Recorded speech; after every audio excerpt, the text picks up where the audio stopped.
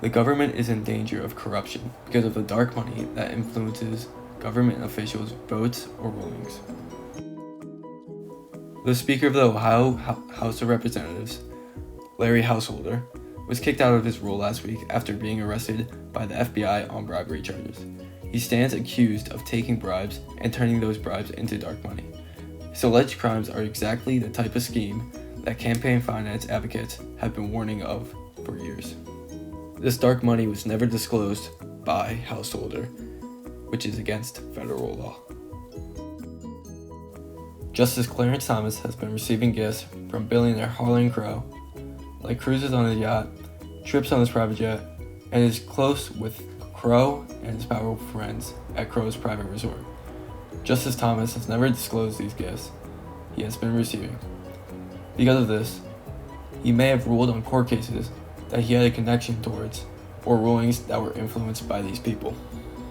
Thomas's failure to disclose these trips violates a federal law that requires judges, including Supreme Court justices, to detail gifts above a few $100s. Also, any judge should disqualify himself if he has a personal bias or prejudice concerning a party or personal knowledge of disputed evidentiary facts concerning the proceeding. Dark money is a major problem that has been steadily increasing throughout elections in the most recent years. From this graph, we could see the major jump that dark money is used throughout the early 2010s elections. The 6 states averaged $2 million increase from the 2010 election to the 2014 election, but some states, like Arizona, had a major jump of about $10 million in dark money. This graph shows both parties and their disclosure in dark money that they receive. Both parties in all these states have used millions of dollars of dark money in order to win their elections. Although it does favor Republicans, where 80% of pro-Republican non-party expenditures came from dark money, while for Democrats it was only 32%. Clarence Thomas breaking his silence after a report detailed his secret lavish vacations paid for by a top Republican donor. Thomas writes real estate mogul Harlan Crow is among his dearest friends, and that colleagues advised him this sort of personal hospitality from close personal friends who did not have business before the court did not need to be reported. According to ProPublica, Thomas joined Crow on swanky trips for over 2 decades, including to this lakeside resort, taking private jet rides and island hopping in Indonesia on this super yacht, virtually none of which was disclosed.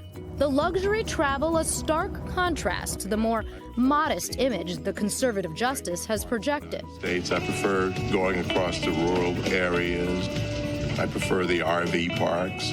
I prefer the Walmart parking lots to the beaches and things like that. There's something normal to me about it. NBC News has not independently verified the ProPublica report, which claims Thomas's fellow travelers include GOP donors and corporate executives. There's also just an enormous amount we don't know about what happens on these trips and who gets invited along. Crow says Thomas never asked for any of this hospitality, and he's never sought to influence Justice Thomas on any legal or political issue. The Supreme Court does not have an ethics code, and under federal law, justices don't have to disclose meals, stays at private homes, or other entertainment that is personal hospitality. Tonight, Thomas says he always sought to comply with disclosure guidelines and intends to follow new rules that trips on private jets must be reported. And Laura, there are calls for more rule changes now. That's right, Lester. Democratic lawmakers want to pass a bill that would require the court to establish a formal code of conduct. But the Chief Justice says they don't need one, effectively leaving his colleagues to police themselves. This video talks about how Justice Thomas was receiving gifts from a billionaire friend and wasn't disclosing them. Although Thomas didn't believe it was illegal not to disclose because of the way he was receiving them, you would think he knows the law as he is a Supreme Court justice. Harlan Crow says he never sought to influence Justice Thomas on any legal or political issue. But these large gifts and the powerful people around Justice Thomas could have influenced his rulings in future cases, and since they weren't disclosed, Thomas easily could have sat on cases that he had personal attachment to, which would be illegal against federal law. Media is continuously investigating the dark money that government officials receive through undisclosed sources. The New York Times discovered the largest known political advocacy donation in American history. The reclusive billionaire's secret transfer of $1.6 billion to a political group controlled by the Republican operative Leonard Leo, who spearheaded the construction of a conservative Supreme Court supermajority to end abortion, block government regulations, stymie the fight against climate change, and limit voting rights.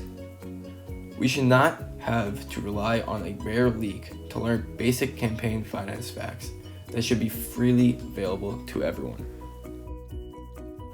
Media has also been a very influential part of going after Justice Thomas, saying that he should be impeached and have meaningful reforms that might end Justice Thomas's successful career.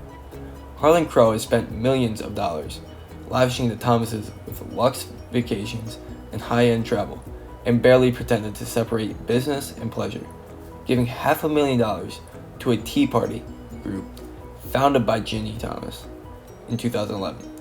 Justices are left to police themselves and opt not to do so, as we see here with Justice Thomas accepting these gifts and not disclosing them. In order to save government from corruption, we must have government officials disclose any and all gifts or funding that they receive throughout their campaign or tenure as a government official.